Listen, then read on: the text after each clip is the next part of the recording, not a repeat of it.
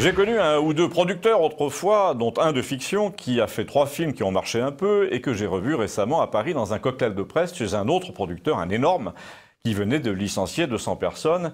Et nous avons parlé d'Emmanuel Macron, mais du point de vue du spectacle, du casting en somme. Au début, sa thèse amusante était que Macron avait son équivalent dans le monde du spectacle. C'était le jeune ténor qui était là dans la coulisse comme doublure en cas de défaillance du chanteur vedette et qui saisissait sa chance en remplaçant l'autre au débeauté. La différence, lui ai-je répondu, c'est que lui s'est arrangé, Macron s'est arrangé pour que le chanteur vedette ait une indigestion avant la première. Il a bondi dans la lumière, comme dans les films, pour reprendre le rôle en espérant devenir une star, mais c'était un coup monté, donc c'était pas tellement au débeauté, comme tu dis. Alors là, nous avons débattu un instant sur le point de savoir s'il avait réellement provoqué la chute du chanteur vedette pour avoir le rôle. Il m'a dit « rien n'est prouvé, ce sont des rumeurs ». En fait, mon ami était vaguement macronien, comme tous les gens qui ont de l'argent, et il avait très bien connu ses bailleurs de fonds à Macron. Je lui ai dit « peut-être que c'est une rumeur, mais je crois qu'il l'a fait. Il a fait trébucher le titulaire exprès, et je vais te dire pourquoi ». Afin d'expliquer davantage, nous avons repris un petit four, parce que c'est amusant, mais dans le cinéma, plus ça va mal pour un producteur, et plus les petits fours sont bons et le champagne abondant. Ça, c'est le propre des escrocs, ils régalent tout le monde avant la chute, c'est le genre Madoff, il y a un côté Berlin années 30, un côté Stavisky. On trouve des exemples aussi dans la téléphonie, si vous voyez ce que je veux dire. Je lui ai dit, certes, on ne peut pas affirmer, comme l'ont fait certains journaux, qu'Emmanuel Macron soit à l'origine de la chute de son adversaire, mais c'est probable parce qu'il n'est pas idiot, il savait que sans ça, il n'avait aucune chance.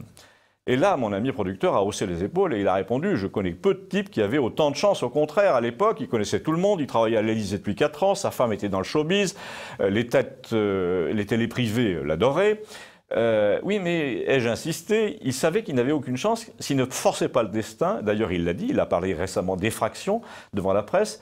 Ce genre de type est tellement narcissique d'ailleurs que quand il commet un mauvais coup, il l'avoue par jeu comme un assassin revient se mêler à l'enquête pour se moquer des flics. Et là, pourquoi avait-il besoin de commettre une effraction? Alors j'ai continué mon numéro parce que j'avais affaire à un homme de spectacle et que j'avais un argument que je trouvais assez fort. Je lui ai dit, toi, en tant que producteur, donc sociologue, tu sais quels films font le plus d'entrées et pourquoi en France? Et tu as certainement remarqué que parmi les grands archétypes dans notre pays, il y a l'opposition éternelle entre un type blond, méprisant, séduisant, diplômé, bon nageur, sportif, au regard clair, mais menteur et voleur, en tout cas vaniteux, et un autre type, brave, rondouillard, sans aucun attrait autre que son intelligence et sa bonté. Et Macron a probablement très bien compris qu'il faisait partie physiquement, et un peu par ses manières aussi, de la race des Thierry Lhermitte dans Le Dîner de cons, contre une France à la Jacques Villeray, une France qui ne pourrait jamais lui faire confiance sur sa bonne mine, parce que justement, elle a appris la méfiance contre ce genre de type. Une méfiance qui n'exclut pas la fascination d'ailleurs, hein. Il suffit d'écouter les sketchs de Gad Elmaleh, où il a réintroduit la figure éternelle du type qui énerve le peuple en France, et qu'il appelle le blond. Le blond fait toujours tout très bien, il est bien vêtu, il a de beaux pieds à la piscine, mais sa valeur morale est très douteuse. On retrouve le même personnage dans Les Bronzés, et c'est toujours l'ermite.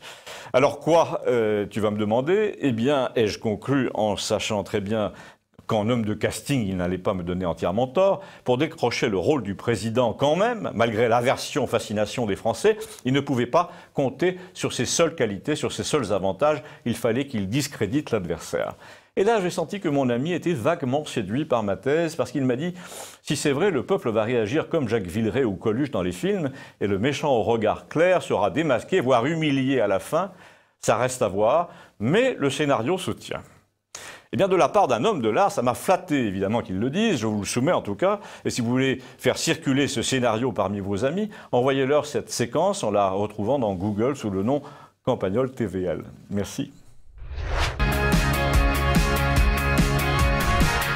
Figurez-vous que j'ai rencontré un Serbe l'autre jour dans un salon à Paris et que j'ai eu un coup de nostalgie parce que pendant la guerre de Serbie, nous avions 30 ans. Mais dans son cas, j'imagine que la nostalgie était un peu plus douloureuse parce qu'il a eu 30 ans là-bas.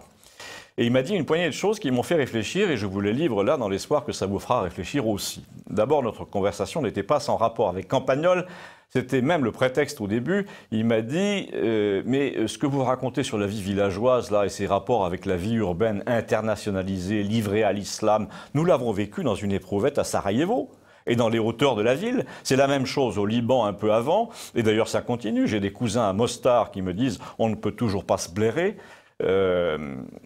Vous aviez d'un côté les chrétiens villageois qui tenaient les 3/4 du territoire, qui étaient le peuplement millénaire du coin, et de l'autre, les descendants d'envahisseurs turcs.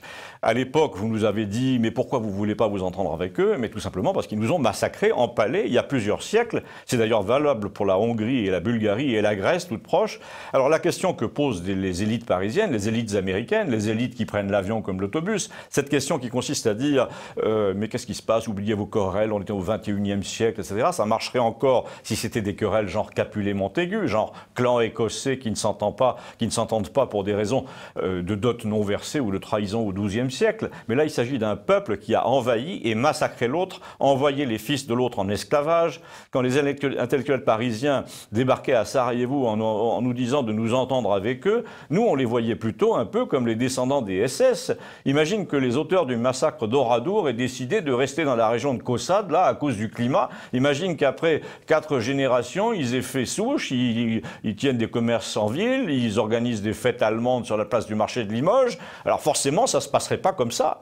Alors tu vas me dire, mais comment ça se fait que toutes ces élites qui sont formées de gens qui ont fait des études, qui ont quand même un bagage, ne sachent pas tout ça? Alors là, en tant que Serbe qui a fait Sciences Po, je vais te répondre en 2 parties, me dit-il. Oui, pendant la guerre, il était à Sciences Po Paris parce que son père était serbe et sa mère française. Donc il a fréquenté ensuite dans les cabinets ministériels des gens qui évoquaient souvent par politesse la question de son pays paternel. Et il m'a dit, la moitié d'entre ces énarques à qui j'avais affaire ne savaient même pas que les Turcs avaient imposé les écoles coraniques, détruit les abbayes, violé les femmes, tué les hommes, enchaîné les fils aînés pour les transformer en eunuques ou en soldats, et le tout jusqu'à Budapest, jusqu'à la fin du règne de Louis XIV. À la limite, les énarques avec qui j'ai travaillé en 1990 t'auraient accusé de calomnier les Turcs. Aujourd'hui, ils disent que tu propages des fausses news. L'autre moitié des énarques le savait, mais elle regardait ailleurs. Alors quand tu ignores délibérément ce que tu sais, c'est que tu veux imposer un mensonge. Et le mensonge, là, tu l'as en France aujourd'hui, c'est qu'on choisit de mettre un pansement sur une blessure jamais désinfectée pour faire du commerce et pour continuer à vendre des salades. C'est la méthode américaine. Tu crois qu'en multipliant les centres commerciaux et les concerts géants avec Bruce Springsteen, au Zénith de Marseille ou de Montpellier, tu vas faire oublier l'histoire aux familles dégorgées et d'empalées, mais pas du tout. Dans la mienne, crois-moi, on n'a rien oublié. Le pire, c'est que Macron, quand il parle de la conquête de l'Algérie, te parle de crimes contre l'humanité, alors qu'on leur envoyait aussi des médecins et des architectes à l'époque, mais il ne te parle pas des Indiens d'Amérique qui ont été éradiqués à la même époque. Il ne te dit pas que Saint-Vincent de Paul a passé 2 ans prisonnier et torturé à Alger par des pirates au service des Turcs, que toutes les villes de Méditerranée et d'Italie, à Otrante par exemple, ont vécu dans la terreur des razzias, où l'on égorgeait jusqu'à 1000 personnes dans la même journée.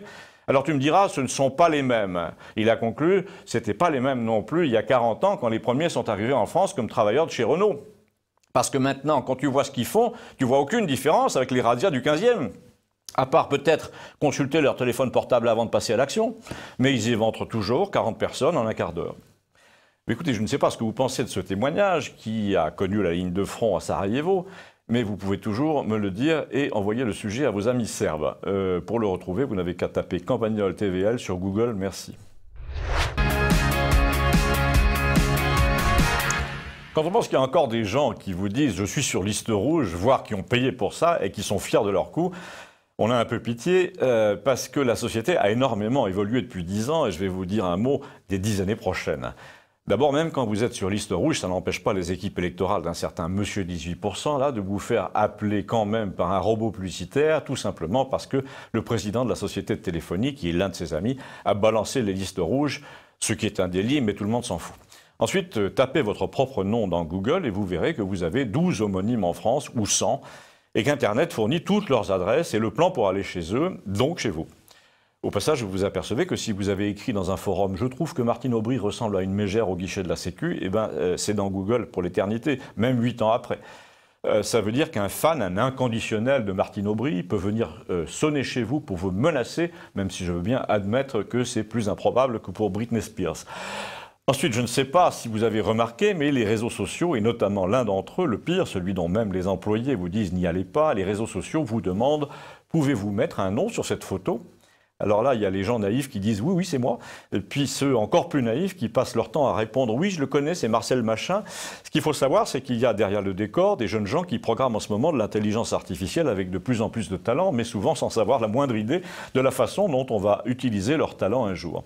Et l'intelligence artificielle, en matière de reconnaissance faciale, fait de plus en plus de prodiges. Un habitant de Campagnol va me demander, par exemple, ce que j'entends par prodige. Il va me demander ça sur le ton du doute, évidemment. Alors, dans 5 ans, pas plus, je vais pouvoir l'illustrer directement au bar de Campagnol en prenant la photo du gars avec mon téléphone, comme ça en direct, et en demandant à Google, à Facebook, enfin, quel que soit le service, qui est ce monsieur?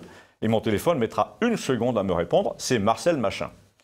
Est-ce que vous voulez son adresse? Ce jour-là, Marcel me demandera, mais comment c'est possible? Je ne suis pas sur Internet, je ne sais pas m'en servir, je ne l'ai pas à la maison, je n'ai pas de portable.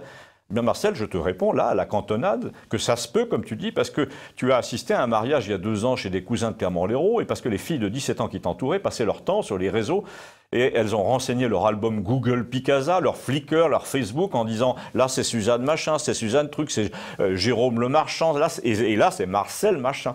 Et comme depuis 3 ans tu as participé à au moins 10 événements où les jeunes mâchent le travail de Google en légendant les photos, Google fait des recoupements sans arrêt dans le dos de tout le monde, il sait à quoi tu ressembles, même si tu n'as pas Internet, et si tu l'as, c'est encore pire, il sait pratiquement tout ce que tu fais, tout ce que tu aimes.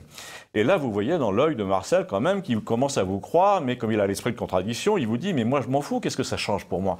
Ben Marcel, mais ça change tout, parce que si tu as milité pour Marine Le Pen, et je sais que c'est le cas, Google le saura aussi. Si tu as répondu à une fille de FR3 dans la rue, c'est dans la boîte. Si tu étais dans le public d'une réunion électorale, si tu as tenu des propos violents devant un drapeau nationaliste aveyronnais, si on t'a vu au volant d'un tracteur en train de protester sur l'autoroute, tout le système numérique finit par le savoir. Et Marcel, qui est têtu, me répond « mais finalement, je n'ai honte de rien, donc c'est bien ce que je dis, ça ne change rien ». Mais ça change, mon cher Marcel, que bientôt, les forces de l'ordre, les agents de sécurité seront équipés d'un détecteur de tronches d'opposants qui fera bip quand le fichier central leur dira que le profil de ce gars-là ne correspond pas à ce que souhaite le conférencier. Et donc, tu n'entreras plus dans la conférence en question, ni dans les salles du conseil municipal de ta ville, tu seras refoulé lors des réunions publiques, des cérémonies, etc. Et un jour, si par hasard tu achètes une semaine de vacances en Floride à l'Intermarché du coin, tu peux très bien te faire refouler à Miami à l'aéroport parce que Google t'a dans le nez pour des raisons de syndicalisme agricole, de soupçons de racisme, etc. Tout sera bon.